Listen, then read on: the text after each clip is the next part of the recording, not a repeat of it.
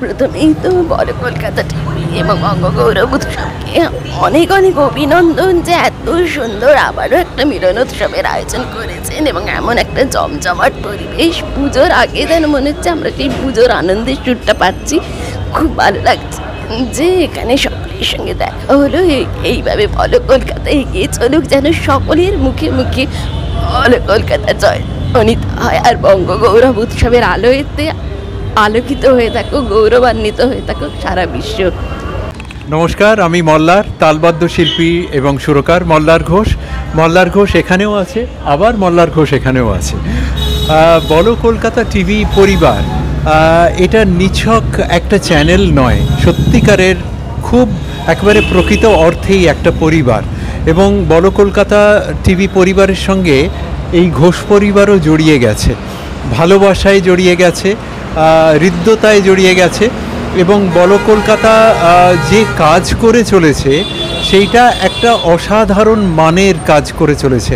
আমাদের ভাই সৌমিক ভাই নেতৃত্বে আছেন, জয়ন্তদা আছেন এবং আপনারা সবাই আছেন। আমি মনে করি যে আমাদের যে ভারতবর্ষের সংস্কৃতি এবং আমাদের ঐতিহ্য তাকে বহন করে নিয়ে যাওয়া এবং তার উত্তরণ ঘটানোর জন্য কিছু গোষ্ঠীকে দরকার হয়, কিছু মানুষকে দরকার হয় ঐক্যবদ্ধ হিসেবে যারা কাজ করেন। সেই রকম একটা গোষ্ঠী হচ্ছে বলো কলকাতা টিভি পরিবার। এবং আমাদের ভারতবর্ষের এবং তথা বাংলার ঐতিহ্যকে যারা বিশ্বের দরবারে পৌঁছে দিচ্ছেন, সেই কাজটা করে যাচ্ছে বলো কলকাতা টিভি। আমি একজন সঙ্গীত শিল্পী হিসেবে, তালবাদ্য শিল্পী হিসেবে আমি অত্যন্ত গর্বিত যে বলো কলকাতা টিভি এই দায়িত্বটা নিয়েছে এবং এত বড় কাজ করে যাচ্ছে সংস্কৃতির উত্তরণের জন্যে, তার ঐতিহ্যকে আগলে রাখার প্রয়াসে। আজকে যে বঙ্গগৌরব উৎসব আমাদেরও হাতে উঠে এলো, আমরা সত্যিকারের গর্ব অনুভব করছি, গর্বিত আমরা। প্রতি বছরেই এই সম্মান আমরা পেয়ে থাকি।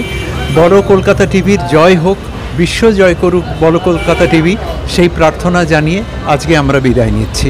তবে একেবারেই বিদায় শুধু আজকের জন্য নিচ্ছি, কিন্তু কাল থেকেই আবার জড়িত হয়ে যাব বলো কলকাতা টিভি পরিবারের সঙ্গে।